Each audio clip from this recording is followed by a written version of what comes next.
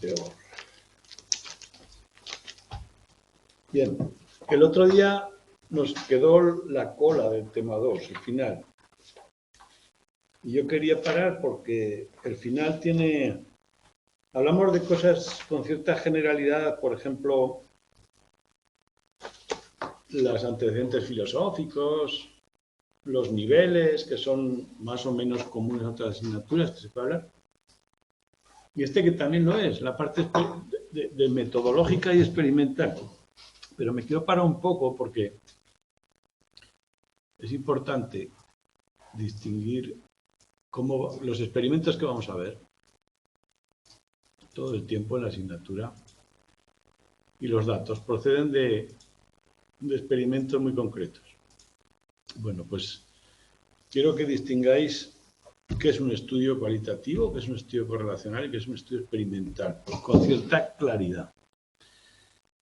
Cualquier dato que yo obtenga, la motivación es un dato de una variable interna, imposible de observar como muchas otras, como las emociones, la memoria, la inteligencia, el lenguaje. Es un constructo hipotético.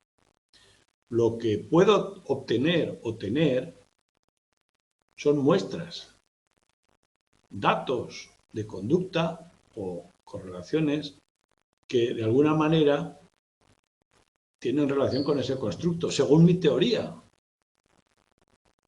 Esos datos los mido. Por ejemplo, os dije, la motivación yo la puedo ver en lo que haces. Con más intensidad, con más frecuencia, con más duración, estás más motivado. Eso es mi modelo. Pero lo que estoy midiendo no es lo que haces, sino la motivación. ¿Entendéis? Una cosa que tengo ahí. Vale, pues eso es lo primero. Entonces, cuando yo hago un estudio de un fenómeno, lo que estoy haciendo es observar la realidad. Y, por ejemplo, yo veo que ante ciertas circunstancias se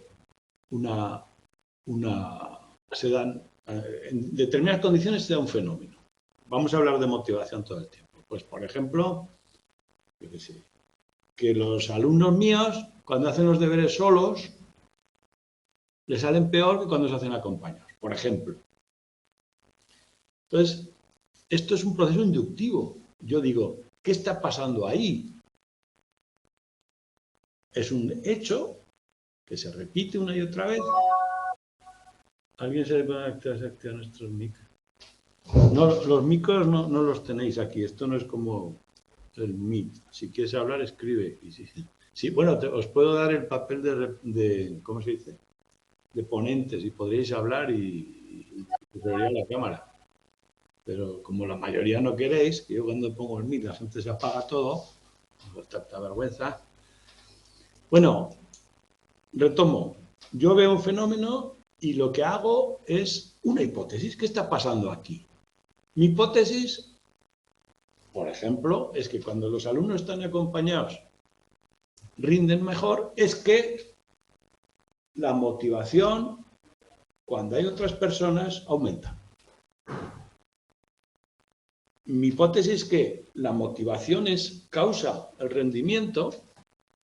Por ejemplo, yo noto que que haya algo que es más gente, más rendimiento. Mi hipótesis es que el más gente aumenta la motivación y por lo tanto por eso aumenta el rendimiento. ¿Qué he hecho hasta ahora?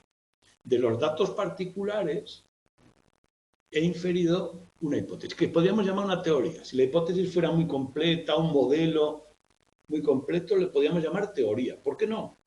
Mi teoría es que la motivación, que es una variable interna que yo no veo, pero para mí, cuando alguien está en grupo, aumenta, afecta al rendimiento. Esa es mi teoría. Acaba aquí el método científico. Ya está. Como yo tengo una teoría, ¿qué tengo que hacer ahora? Comprobar que eso es cierto. Ya no voy a los mismos datos anteriores en bruto que he observado una y otra vez, sino que lo que hago ahora es poner a prueba la relación que yo tengo. Para eso diseño un experimento especialmente medido para ponerla a prueba. Eso significa que no la quiero confirmar, lo que quiero es ver si falla. Buscar el error. Entonces, el experimento bien hecho consiste en sacar todas las deducciones posibles y diseñar un planteamiento donde todas las demás variables desaparezcan y yo pillo a un grupo de personas, vamos a poner que una persona, y la pongo a hacer los deberes sola, y a otra la pongo acompañada. Esas dos personas ya procuro que sean más o menos parecidas en capacidad. Y luego comparo el resultado, a ver si hay una mejora. Me diríais, ese experimento es una patata. ¿Por qué? Pues porque uno puede ser más listo que el otro, puede tener mal día, claro, obvio que sí. Obvio que sí. Es muy difícil aislar las variables que yo quiero. Entonces, ¿qué solemos hacer en psicología? Es muy difícil que dos personas sean equivalentes en todo menos en la motivación. ¿Qué hago? Pues en vez de una, agarro a 1000 personas. ¿Por qué 1000? Porque a más mejor. Si yo agarrara solo a dos, tuviera dos, las diferencias obviamente iban a penalizar. Si agarro a 3, 4 en cada grupo, puede que se compensen. Sobre todo si las distribuyo al azar. No el aula B y el aula A, sino al azar. Y si tengo a 1000 distribuidas al azar, todas las variables extrañas, la capacidad, la no sé qué, espero que más o menos se cancelen. Entonces les hago un tratamiento. A la mitad las pongo en una condición y a la otra mitad en otra. A 1000 las pongo a hacer los deberes solitas, en 1000 cuartitos, y a otras 1000 las pongo juntas. Que no se comuniquen, pero que estén al lado. La única diferencia entre esos dos grupos, esperando que todas las demás se cancelen porque son 1000, es que unos están solos y otros acompañados. Y mi deducción es, los que están acompañados tienen que, o sea, aquellos que hacen los deberes acompañados tienen que sacar mejor rendimiento que los que están solos. Los que están solos no tienen el componente de motivación social y los otros sí. Hago un grupo con motivación social, que es este, y hago un grupo sin motivación social. Y aquí tiene que salir que no. Si estos rinden alto, diré, no, estos han rendido alto porque son listos, los míos por la motivación. Mentira. El experimento tiene que ver la diferencia porque yo he que parar los grupos para verlo. Y busco el error. Vamos a poner otro ejemplo. Imaginaos que, vamos a ponerlo al revés. La motivación ahora, en vez de como variable independiente, que es la que causa el rendimiento, vamos a hacerlo al revés. Vamos a hacer... bueno, es que este experimento se puede hacer al revés también. Yo es que fijaos que la teoría es lo que marca qué es causa y qué es efecto. Fijaos que si yo digo, lo pongo al revés, digo, vamos a pensar que está demostrado que el rendimiento es una muestra de motivación. Entonces, mi hipótesis podría ser, estar en grupo aumenta la motivación, variable independiente. El grupo, variable dependiente, la motivación. Al revés, lo que está demostrado en este caso es que el estar en grupo aumenta la motivación y lo que quiero demostrar es que eso aumenta el rendimiento. Hay ejemplos más sencillos. Por ejemplo, alguno que yo creo que se ve en las prácticas, no me acuerdo si es este u otro. No, sí se ve, sí. Es el de la velocidad de carga de las ratas. Esto es muy fácil. La motivación influye en el rendimiento. ¿Cuál es la motivación en ese caso? Veremos en los motivos primarios que muchas veces esos motivos responden a una necesidad biológica, el hambre. A más hambre, más motivación.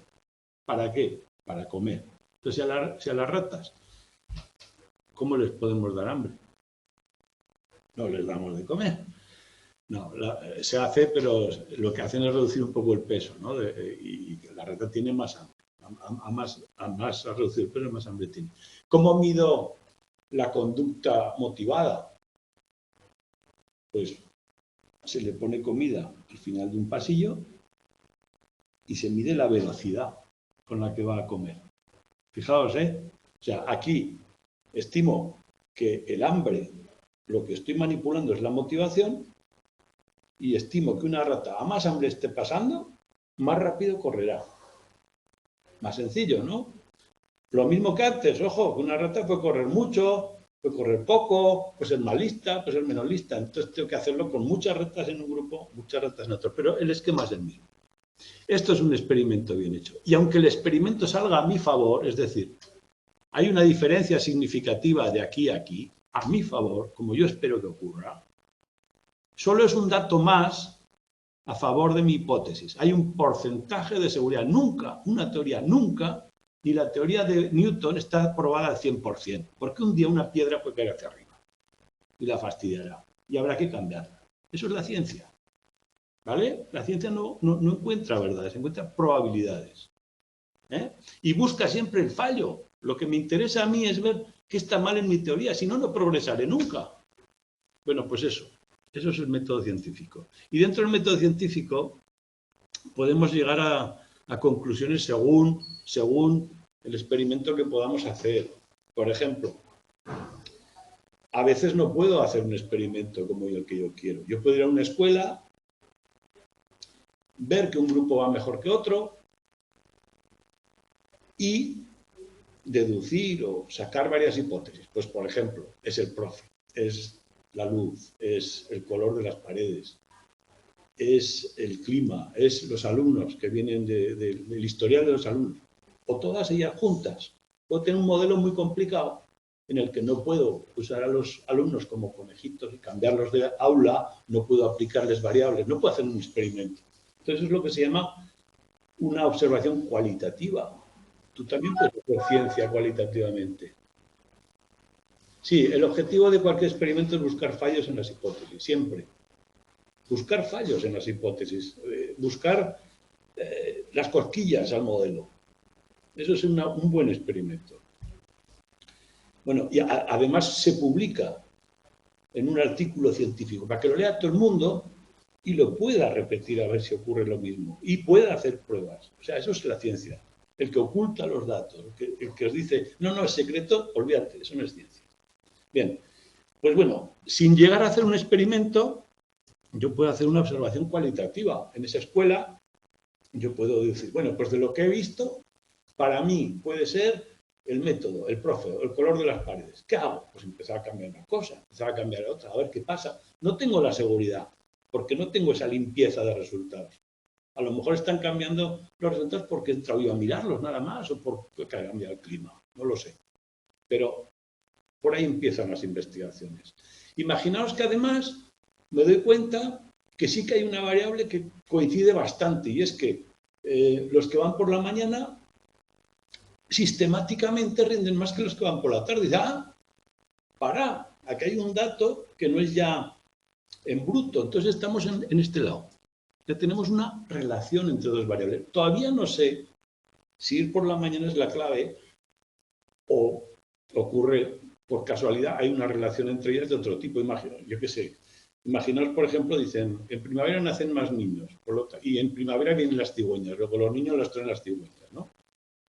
Eso es deducir de una correlación una cosa que no es cierta. O, por ejemplo,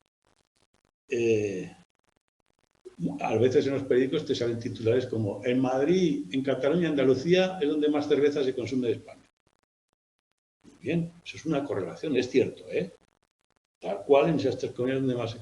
Pero es que son las comunidades donde también hay más gente, por lo tanto, lógico, se consuma más cerveza. Es tan estúpido como eso. Pero ojo, las correlaciones son eso. Lo que pasa es que tenemos la tentación de decir, claro, por la mañana hace mejor clima, la gente está más fresca y rinde mejor. Tú no lo sabes. Lo que sí sabes es que hay una relación entre el momento del día y el rendimiento. Eso se llama correlación. Y hasta que no hagas el experimento, la hipótesis y descartes otras variables, no sabes si es por el momento del día, por el cambio de profe, por el grupo de la mañana tenía otra historia. Bueno, pues tú observas y es otro paso.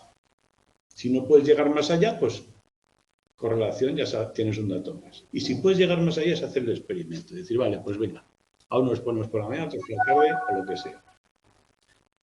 ¿Existe un tanto por ciento de fallo concreto como frontera? Sí, más o menos. En psicología, cuando yo hago un experimento, lo que espero que ocurra, o sea, la prueba estadística que se hace es si ese resultado por azar es esperable. Imaginaos que yo a un grupo le someto a una condición, a los que he dicho antes, no sé qué ejemplo he puesto. ¿Qué ejemplo he puesto? Lo social, ¿no? Imagínate que a uno les pongo una condición y a otros otra, ¿no? Un grupo, las 1000 personas que estaban en compañía rinden un 7,9 de media en el examen y los otros un 7,7. Y dice, ¿eso qué es? Estudiar juntos. Los que estudian juntos, un 7,9 y los otros 7,7. ¿Es mucha diferencia o no? Se hace una prueba estadística. Y la prueba estadística es tan simple como decidir si ese resultado, por azar, se podría dar a menudo. O sea, si tú elegías 1000 personas al azar y 1000 personas al azar, no les hicieras nada y me dieras el rendimiento, por azar, ¿qué diferencia se daría? Pues bueno, si la diferencia que me ha salido a mí por azar solo se diera en el 5% de las ocasiones, una de cada 20, me parece significativa. Suele aceptarse en psicología como significativa. Más aún si es el 1%. Una de cada 100, solo una vez de cada 100, que repartas dos grupos en 1000 personas y 1000 personas, se daría una diferencia de 7,9 a 7,7. Pues para mí es muy significativa. Y eso significa que van a mi favor los datos. Fijaos que una misma diferencia de 7,9 a 7,7, si en un grupo tengo a 2 personas y en otro a otras 2, probablemente no sea significativa. Porque es muy fácil que cambien 2 décimas cuando hay 2 personas. Pero cuando hay 1000, a lo mejor no. A lo mejor esas 2 décimas, ¿no? Por ejemplo, os voy a poner un ejemplo más físico. La altura media de la gente de Tudela es de 1,80, 1,70, vamos a poner. Y la de al lado de, yo qué sé, ¿cómo se llama el pueblo este? De Castejón, 1,69. ¿Qué pasa? ¿Los de Tudela son más altos? ¿Los 70 o los 69? Dices, no sé, centímetro puede ser al azar. Bueno, pues depende del número de habitantes. Si te digo que hay 1.000.000 y 1.000.000, a lo mejor centímetro es significativo. Si son 5 más. O sea, eso es lo que hace la estadística. Simplemente dice, mira una muestra de Tudela, una muestra de Castejón y ve la varianza. Si la varianza es muy grande, dice, no, esa diferencia es muy normal que te pase. Bueno, ya está. La prueba estadística me dice si esa diferencia es muy probable encontrarla por azar.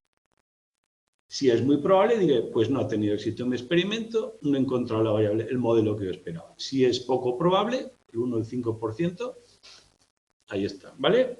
Eso es la ciencia. Y no hay otra forma de hacer ciencia, ¿vale?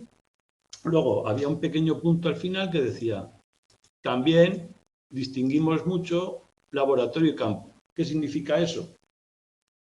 Pues lo que os he comentado antes. Si yo voy a una escuela, un lugar real, donde la gente está haciendo actividades reales que les importan y todo eso, estoy haciendo un estudio de campo, en donde suceden las cosas, que es mucho más rico en variables, pero muy difícil de controlar, de sacar algo en claro. En laboratorio es lo contrario. Yo hago una tarea muy controlada, tú haces esto, y las ratas, por ejemplo, la única diferencia es que una pesa un poquito menos que la otra y lo que corren al matemático. Ahora bien, ¿a quién le importa eso? O sea, la validez o la utilidad de lo del laboratorio es más limitada. Uno es poco fiable y el otro es poco válido. Es decir, y en medio estamos tratando de avanzar llevando el laboratorio al campo en caminos intermedios, ¿no? Ese es el avance científico. Y con eso nos vamos al tema 3. Hemos terminado el 2. No sé si tenía... De este no tenía más preguntas, no. Vale, nos vamos al tema 3, que es todavía, si os fijáis en el temario, aquí que pongo al principio, de los fundamentos de la asignatura. El uno que era introductorio a la psicología, que hablaba un poco de métodos y por eso he querido ahora que los métodos hacerlos un poco más explícitos aquí. El segundo, que hemos hablado de los antecedentes, de cómo entra la motivación, y en este vamos a hablar ya de la estructura. Luego ya hablaremos de motivos uno tras de otro, pero en este vamos a hablar de la estructura. Dice el proceso, porque vimos en el primer capítulo que una conducta motivada no es puntual. Empieza con un estímulo, se da de una forma, bueno, pues el proceso motivacional. Y vamos a ver en dos partes. Primero, las teorías que definen el proceso. Primero, las dos partes de la motivación. La fuerza y la dirección. Y luego, en la segunda parte del tema, veremos las teorías que las integran. Bueno, primero los determinantes externos, los tipos de motivos, y luego al final las teorías que los integran y dicen qué pasos tiene el proceso motivacional. Hay formas de categorizarlos y cómo ocurren. Hay 3 o 4 teorías muy sencillas. Esta parte de los determinantes, tipos de determinantes de la motivación, es importante y fácil. Y esta de activación, no se ha perdido, creo yo. Y esta de la activación y la dirección también es bastante básico. Bien. No, se ve y se oye bien, sí. Primero, vamos a hablar de si la motivación, la parte de la fuerza, que todas las teorías y todo lo que hemos hablado hasta ahora hablan de fuerza. La motivación es poner energía en algo que nos importa.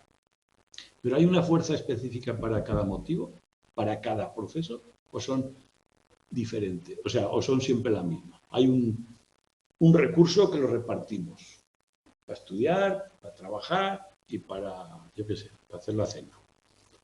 ¿O es diferente? Esa es una de las preguntas que nos haremos. Ahora, hoy en día, parece que hay fuerzas, hay específicas, o sea, hay una energía para ciertas cosas y otra para otras. Vamos a seguir con la línea de que es un proceso adaptativo, es para algo. O sea, las explicaciones muchas veces van a coincidir o buscar el porqué en para qué sirve. La existencia es una de ellas y el ser humano, para existir, un punto clave es que somos seres gregarios, grupales y sociales. Por lo tanto, hay muchos motivos para vincularnos con los demás, pero porque también, en última instancia, son importantes para la supervivencia, ¿no? Esa perspectiva. Luego, ¿qué es dinámico? Estamos siempre, como decíamos, motivados y lo que hacemos es cambiar o elegir, va a estar todo el tiempo cambiando y puede cambiar de muchas formas. Podemos cambiar en la intensidad del esfuerzo. Tengo un día bueno, un día malo, un mes bueno, un mes malo, y eso es cuantitativo. Yo puedo decir las horas que le dedico a estudiar cada mes. Bien, por ejemplo, la velocidad de carrera de las ratas. Muy cuantitativo, es el esfuerzo y la activación, es una muestra de la activación, es la intensidad de la conducta, que es lo que se ve de la motivación. Y también podemos medir, bueno, la han llamado de muchas formas, pero podemos medir incluso la actividad cerebral, porque a veces la conducta no es externa. A veces el miedo, la activación es interna, subjetiva. Pues se puede medir igual en correlatos o con medidas cerebrales. Y la segunda forma de ver el dinamismo es cómo cambia. Estoy haciendo una cosa, me aparece otro estímulo, y lo dejo y me voy. Estoy estudiando, me aparece no sé qué y me voy. Pues bueno, eso, cambios de dirección es una variable que ya no es de intensidad. Aquí lo que variamos es de objetivo, una variable de tipo cualitativo. La calidad de lo que buscamos, ¿vale? Pues en todas las teorías, todas las definiciones hablan de esto. Parte cualitativa, parte cuantitativa. Para algunos, lo importante es la energía. Para otros, lo importante es la dirección. Es teoría. Es una cuestión de opinión. Por ejemplo, en la psicología, cuando la psicología era mayoritariamente conductista, la dirección no era tan importante. Por lo tanto, era la energía. Sin embargo, para la psicología cognitiva, que dice que yo valoro las cosas en función de mi historia, de mi aprendizaje, es más la dirección. La energía está al servicio de la dirección y para los otros será al revés. Yo estoy acostumbrado, o la vida me condiciona a hacer ciertas cosas, o el perrito que vas a entrenar a hacer no sé qué, y pongo la energía. Bueno, pues eso, depende cada uno de su teoría. Vamos a ver ya la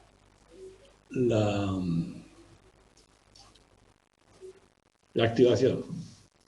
La activación la podemos medir de varias formas. Por ejemplo, Lacey nos propone que la podemos medir sistema nervioso central, sistema nervioso autónomo, que es más fisiológica y periférica, o bien en el movimiento, en la conducta. El central es lo que yo pienso.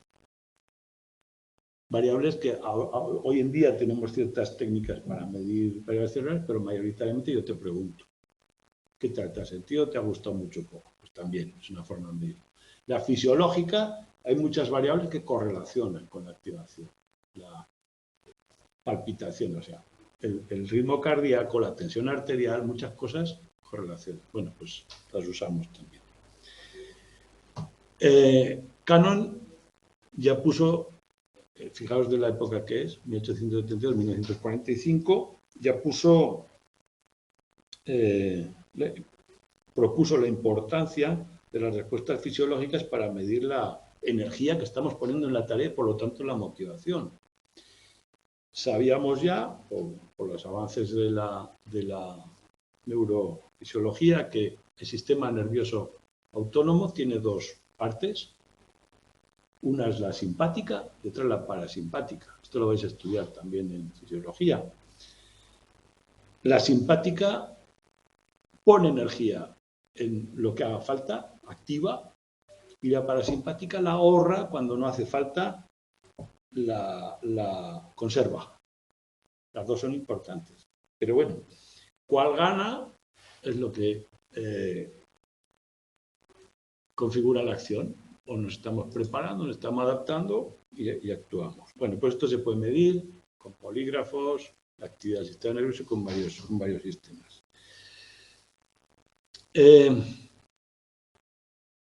La activación es la responsable.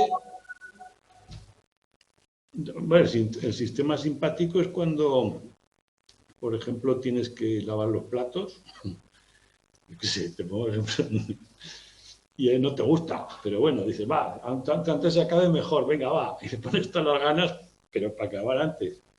Y el parasimpático, pues, por ejemplo, cuando, yo qué sé, estás en un problema y no te sale, estás haciendo un problema y no te sale, y dices, para, Manuel, siéntate, activa, para, deja, reposa las cosas. Simplemente que a veces hay que parar, a veces hay que activar, y eso funciona. A ver, normalmente el simpático, la activación es que hay motivación, pero el otro, lo que te está diciendo es que la motivación se regula fisiológicamente por el equilibrio de esos dos sistemas. Normalmente cuando actúa el parasimpático es que dejamos de hacer cosas, pero a lo mejor, claro, la motivación también es para algo, ¿me entendéis? El sistema parasimpático es el que te relaja. A ver, cuando te ves en peligro se activa el simpático, rápidamente se pone todo en marcha. Y el otro es cuando dice, no, no ha pasado nada, era una falsa alarma, y dice, calma, que esto, el que conserva la energía, que hay que conservar energía. O sea, simplemente lo que te dice aquí es que son correlatos de la motivación, nada más. No te dice qué detalles más. En el inicio, mantenimiento e intensidad de las acciones influye en la activación, ¿no? A más hambre tenga, a más fuerza le ponga, con más facilidad iniciaré, la mantendré y la intensificaré. Petri y Gorren nos dicen, la conducta es el principal correlato de la motivación. Cuando alguien hace algo con más rápido, con más ganas, la intensidad, la duración, la fuerza, pero a veces la conducta es interna. Por ejemplo, cuando estás decidiendo, yo qué sé, ¿qué le vas a decir a alguien? Estás dándole vueltas ahí rápidamente y le quieres contestar y le quieres herir o le quieres, yo qué sé, lo contrario, le quieres adular. Y estás dándole vueltas muy rápido, estás muy motivado, pero no se ve. Entonces a veces hay que hacerlo mediante cuestionarios, ¿no? Pero bien, vale la conducta externa y la interna, aunque no la veamos. En el mantenimiento hay activación a más persistente sea la conducta, es decir, a más dura en el tiempo. Es muy simple, ¿no? Es el índice más claro que hay. A estudiar, ¿cuántas horas te estás estudiando? Media, ¿no? Más asunto. Y la tercera es la fuerza, la intensidad. A más intensidad, más motivación. Y también, bueno, la intensidad no solo depende de la motivación. Hay otras variables. Por ejemplo, ahí pongo lo del aprendizaje porque lo nombré el texto. Es decir, el aprendizaje es que si tú te has habituado a hacer un trabajo de una manera, el hábito también genera que lo haga. No es lo mismo el que acaba de empezar un trabajo duro que el que lo lleva haciendo un tiempo. Que lo lleva haciendo un tiempo con la misma motivación lo hace más rápido porque está habituado. Pues bueno, obvio, ¿no? Vale, entonces vamos a ver algún dato. Algún dato sobre rendimiento y activación. Primero, ¿cómo medimos la activación? A través de la conducta, o sea, ¿cómo medimos la energía que se está poniendo en la actividad? Pues tenemos los registros fisiológicos y todo eso, pero lo más factible es la conducta y el rendimiento también. O sea, ¿qué tal funciona? Esa es la mejor forma de medirla. La alerta, la excitación y la disposición para la respuesta se pueden medir con variables fisiológicas y algunas psicológicas. Y la conducta, sobre todo, cuando una persona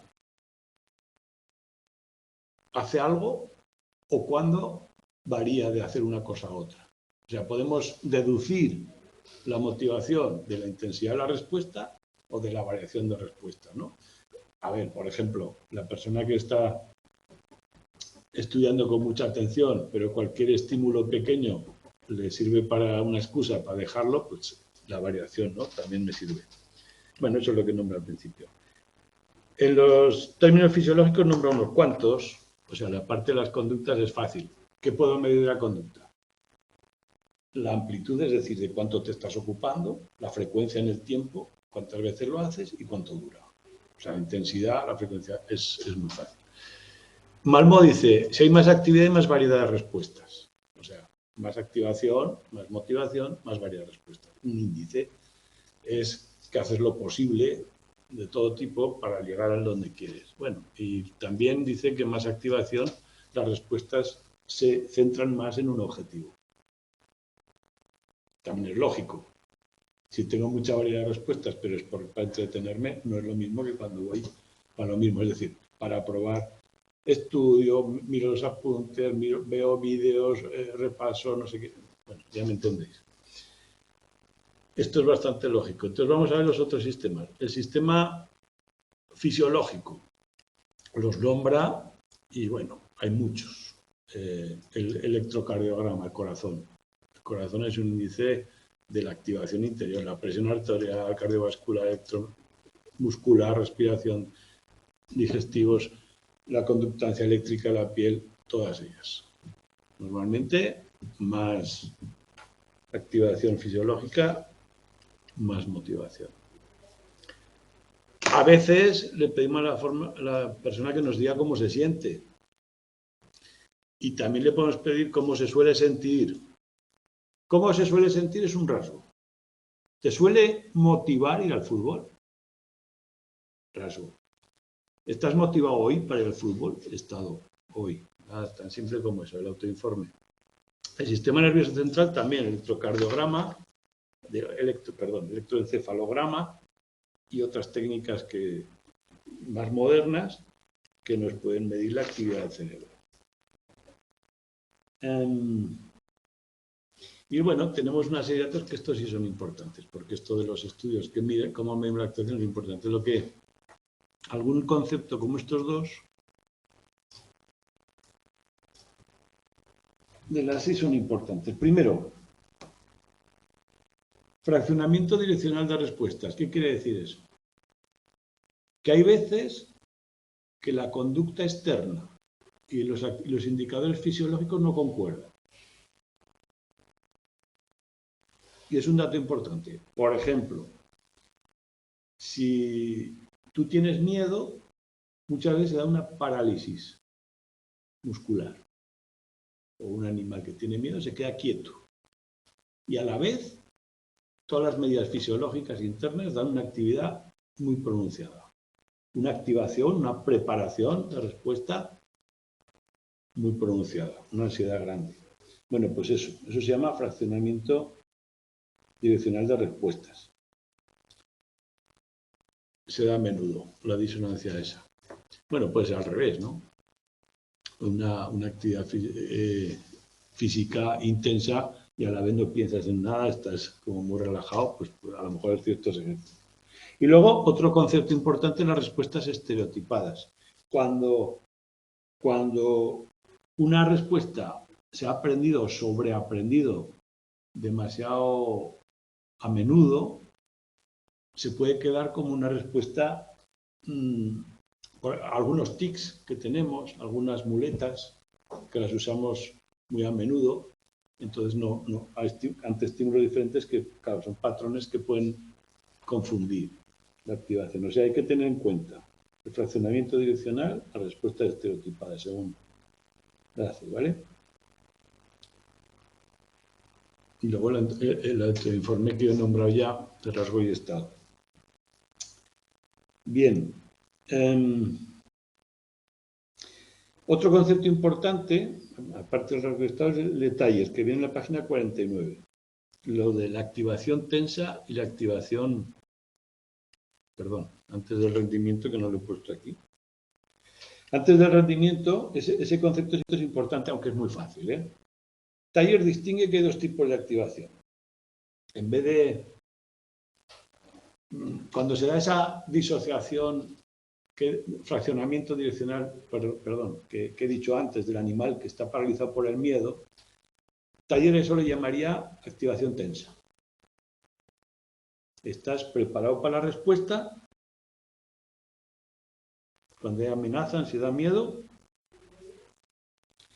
y cuando hay una correlación clara entre las conductas y las fisiológicas de activación, o sea, hay energía y se está poniendo ahí,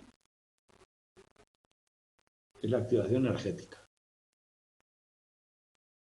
Cuando buscamos algo por aproximación, cuando sentimos una amenaza o un peligro, la tensa, ¿vale?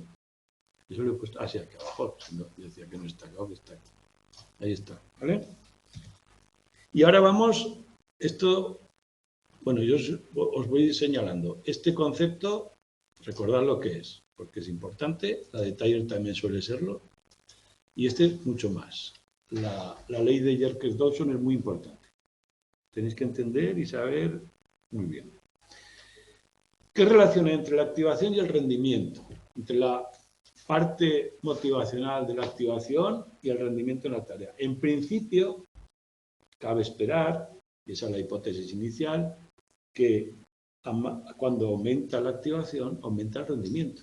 Si estoy poniendo más energía en una tarea, lo lógico es que me salga mejor. Cualquiera de las dos medidas de activación que hemos propuesto, o las tres, contando el sistema nervioso central, la actividad fisiológica y la actividad motora, más velocidad, más persistencia, más esfuerzo, todas las variables activadas, se espera más rendimiento. Por lo tanto, la relación sería activación-rendimiento para arriba. Pero lo que se encuentra es esto. ¿Qué quiere decir? Que en efecto aumenta la activación y aumenta el rendimiento, pero hasta cierto punto.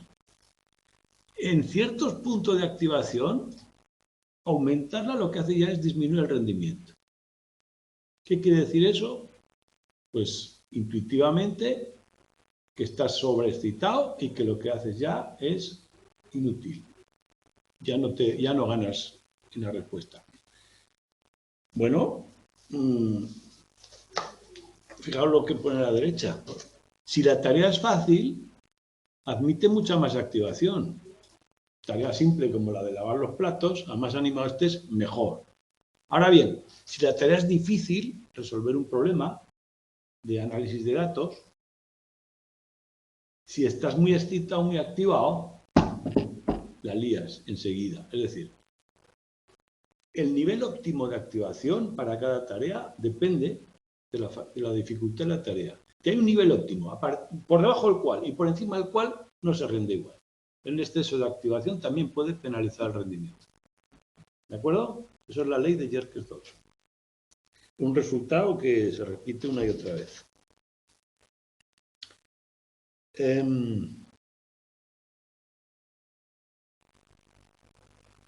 No es lo mismo, yo qué sé,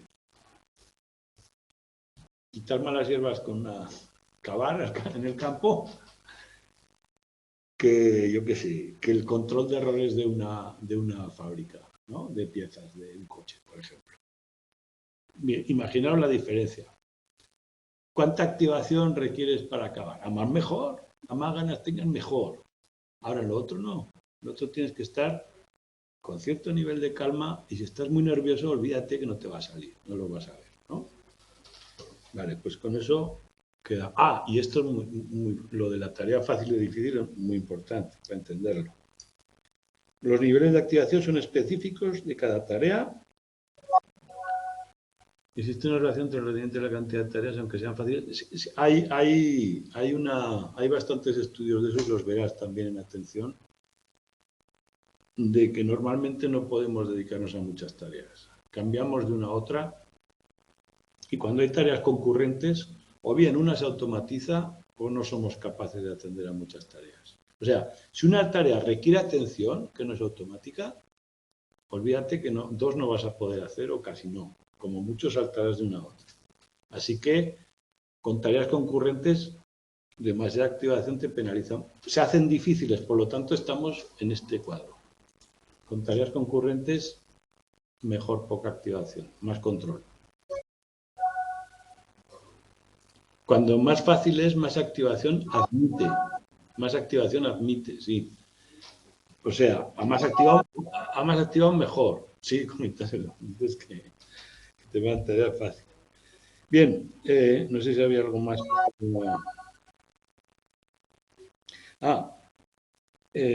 Los niveles de activación no específicos, pero también hay autores que discuten esto y te dicen, como Taller, te dicen, ojo, que no es lo mismo la activación tensa que la activación energética. Es decir, el que controla la calidad de las piezas en una fábrica, lo que tiene es activación tensa. Sí que está activado, pero no se le ve. Dice, por lo tanto, sí, bueno, conducir es una tarea automatizada cuando tiene cierto nivel de pericia, está automatizada. Entonces, esa no requiere mucha activación, va por otra vía. No te hace falta ponerle energía, o la energía va por un camino diferente, por la parte automática. Bueno, la activación como componente básico es uno de los requisitos para que haya conducta motivada. Pero solo por estar activado no estamos motivados. Puede estar nervioso por nada, ¿no? Entonces vamos con la dirección. El resumen de la activación depende del tipo de tarea, de otros factores. La distinción de taller es relevante. A lo mejor la activación enérgica va al rendimiento, pero la tensa baja la calidad. O sea, depende de... Hay otras interpretaciones. La activación es necesaria, pero no es suficiente. Para Birch no es relevante. Birch dice que la activación no es una medida importante en motivación. ¿Por qué? Porque estamos siempre activados. Siempre, hasta cuando dormimos. Lo que cambia es el nivel, para él lo importante es la dirección. Aquí tenemos que hay teorías que, como hemos dicho al principio, que ponen el peso en la energía, como los conductistas, y hay teorías que ponen el peso en la dirección. Vamos a ver ahora la dirección, las teorías de dirección. Para Beck, lo importante es esto, dónde dirigimos las conductas. Siempre hay un motivo, una dirección, toda conducta es para algo. El factor cualitativo y selectivo que hemos dicho antes. Y como índice de motivación es una medida también. Medir la activación es importante, pero medir la dirección más. Vamos a ver. Si hay muchas alternativas, o quiero decir, hay, no sé cómo decir. Por ejemplo, vamos a poner algún ejemplo.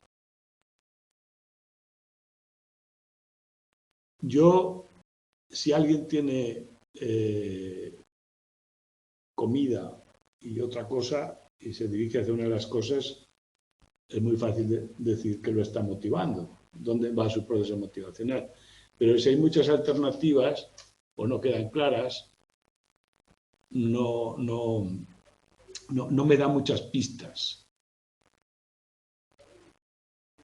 Si solo hay comida y está comiendo, no me da muchas pistas. Ahora, si hay 2 o 3 cosas para elegir y va a la comida, me da muchas pistas de lo que le está motivando. O sea, la dirección es relevante cuando se puede elegir, cuando no se puede elegir no es relevante. Bueno, eso un poco es obvio, ¿no? Y si hay muchas opciones, ¿qué hacemos? Pues bueno, lo que hacemos es en un diario. Trabaja, estudia, tienes pareja, es una dirección a motivación en un diario. Pero es que lo que trabaja, estudia y tienes pareja no estás haciendo todo el tiempo todo. Entonces, en cada momento eliges. Y eso que eliges en cada momento es un indicador de la motivación. Si hay alternativas, claro. Bueno, es un índice, depende. Normalmente cuando elegimos una tarea u otra, o hacer una cosa, o perdón, un objetivo u otro, lo elegimos por el valor funcional. Eso quiere decir el sentido adaptativo. Lo elegimos para algo. Para algo.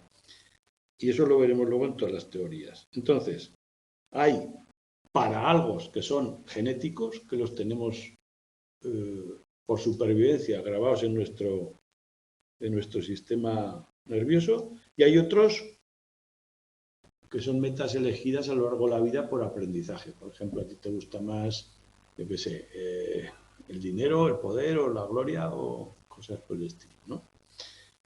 Que también los veremos. O sea, vamos a hablar del hambre, vamos a hablar de la gloria, para que veáis que todos son motivos. Entonces, el aprendizaje, lo que me va pasando en la vida, va haciendo que me importen más unas cosas que otras, que eso son diferentes. O sea, la dirección es muy importante. En general, para ver qué variables de la dirección son importantes, Palmero nos propone 2 parámetros. ¿Por qué elijo una cosa y no otra? 2 parámetros. Primer parámetro, la probabilidad que yo creo de conseguir el objetivo. Si lo veo muy difícil que lo elija. Si lo veo muy fácil, lo elegiré en función del otro parámetro, que es lo que me atrae, por supuesto. Un objetivo muy fácil, poco atractivo, tampoco. Es decir, la combinación de ambas es lo que determina la dirección. O sea, la atracción depende de la expectativa subjetiva de conseguirlo, que no la probabilidad objetiva, sino la que yo creo que tengo, y lo atractivo que sea para mí. Eso ya depende de, según qué motivos, pues del aprendizaje y según qué motivos del hambre que tenga. También es, obviamente, cambiante. Si aparece otro objetivo que, combinando las dos, le gana al anterior, cambiaré. Eso que ponías el ejemplo. Trabaja, estudia, puedes cambiar. Bueno, el aspecto direccional es importante. Cuando aumentan las ya. Vamos a los determinantes, que este es un cuadro que yo creo que está ahí más o menos resumido. Todo el punto este de los determinantes está ahí un poco resumido gráficamente. Yo creo que con eso bastaría. Hay varias subdivisiones, los que vienen de forma innata y los que vamos aprendiendo a lo largo de la vida. Sería la división horizontal, entre los varios pisos horizontales. La zona amarilla son internos, la zona azul son externos. No quiere decir que los motivos estén fuera, sino que los desencadenantes o los objetivos están fuera. Mientras que en los internos, los objetivos, los desencadenantes y las necesidades están dentro. Con ese orden, empezamos por los... y por supuesto, todo esto puede haber una combinación de todos ellos en una sola conducta. Obviamente, yo a veces hago algo por placer, pero tiene mucho que ver con... En fin, que se mezcla todo, Pero bien. Motivos, o sea, el aspecto exterior, el motivo que al que nos dirigimos lo podemos clasificar así. Vamos a empezar por la herencia, ¿no? Siguiendo el orden del libro. Nacemos con ellos y son internos, innatos e internos. Hay varias formas de verlo. Uno es el instinto. El enfoque instintivo simplemente lo ve como que tenemos unas potencialidades, unas reservas de energía para ciertas funciones que cuando aparece el estímulo adecuado se ponen en marcha. Como un instinto, se acumula y se desencadena. Pues bueno, como el hambre, cuando las reservas de azúcar bajan, se acumula el hambre y cuando aparece el estímulo adecuado, pues ponemos a comer. Y el enfoque fisiológico es más de control central, no es tan automático. Es el cerebro el que sí, en efecto, hay una bajada de azúcar, el cerebro mira y dice, tengo hambre o cuidado que esto puede ser, esto es muy gordo, no comas tanto, en fin. Un poco más, ojo, que cuando dice fisiología no quiere decir que sea consciente, ahí exagero yo un poco, pero hay un circuito cerebral, no es tan automático, no es una válvula, hay toda una consideración global, que también puede aprenderse. Por ejemplo, el ejemplo que he dicho yo me estoy quitando de fumar y ahora no fumo, me estoy quitando, me estoy haciendo un condicionamiento propio, ¿no? Vale. Bueno, pues esos dos enfoques. En ambos lo que hay algo afuera que me atrae. Bien. No veo la diferencia entre instinto y fisiológico. No, el instinto es más automático. No hay una tensión que se resuelve cuando aparece un estímulo adecuado. Y el fisiológico tiene más circuitería de considerando, o sea, no, a ver, voy a poner un ejemplo muy burdo, pero imagínate, yo tengo tensión sexual, veo un objetivo sexual que me hace caso, ¡pam!, que voy. El otro dice, para, que esa persona, yo qué sé, que está casada, yo qué sé, cualquier cosa así, ¿no? Exagerado, pero es algo así. El uno es puramente una válvula que se dispara y el otro tiene en cuenta más variables, todavía fisiológicas, pero más variables. ¿Vale? Incluso aprendidas. Bueno, pero el enfoque, como podéis ver, el adquirido es más plausible, ¿no? En este caso. Bien. La homeostasis. La palabra homeostasis quiere decir el mismo estado. Homeo, estado. Homo, igual, estasis, estado. Quiere decir que el cuerpo intenta mantener ciertas variables. ¿Qué tal una compulsión? Bueno, una compulsión es una palabra que significa pulsión, compulsión. La palabra pulsión, si os acordáis del primer tema, viene mucho del psicoanálisis. Entonces, a lo mejor ahí contamina un poco. Lo importante con las palabras es definirlas bien. Entonces, compulsivo es algo que no puedes controlar, ¿no? Una conducta que no puedes controlar. Así que eso es otra. También es aprendida habitualmente las compulsiones. Bien, la homeostasis. Mantener ciertas variables en un valor óptimo, en equilibrio, que sería la palabra, en el equilibrio adecuado, es la homeostasis.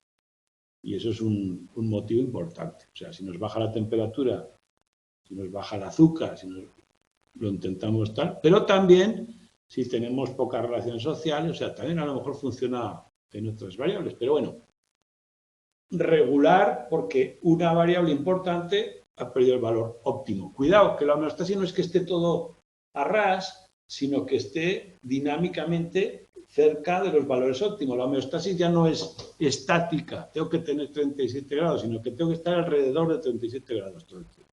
La homeostasis es más una regulación dinámica, de que no me vaya a actuar a contrapelo antes de que ocurra. Búsqueda de un equilibrio dinámico.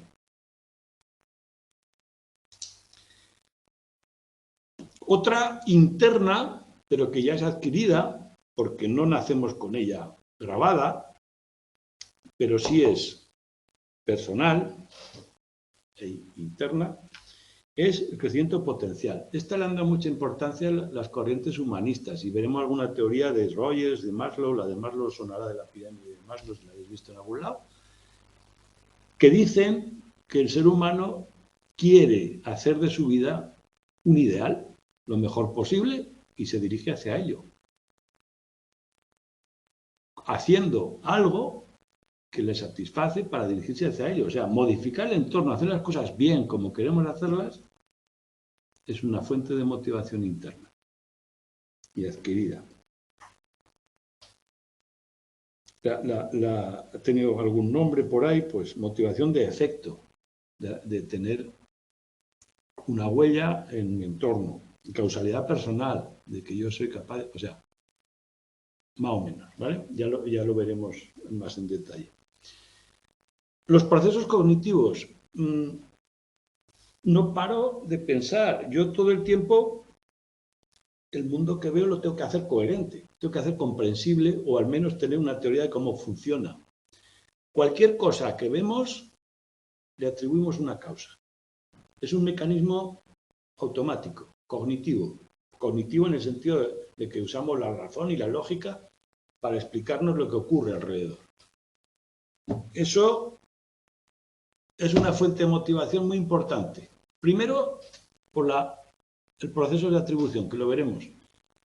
Como todo tiene que tener un porqué, si ocurre algo inesperado que no tiene un porqué, yo se lo busco.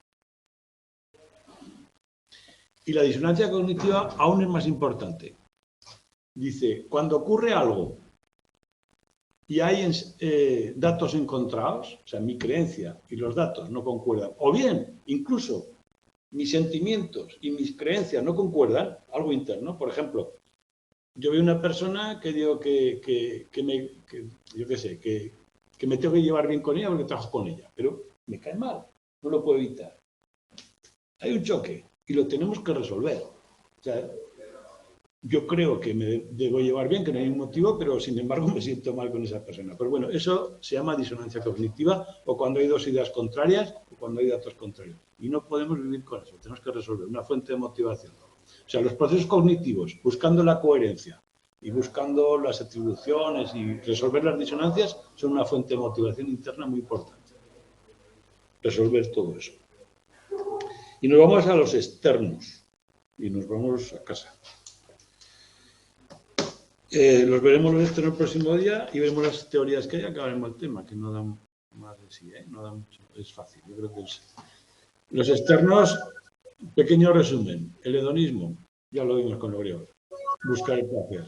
Integración social, una fuente natural, son seres sociales. Y el aprendizaje, a lo largo de la vida, lo que nos va pasando va modelándonos, ¿no? Lo vemos el próximo día y veremos las teorías.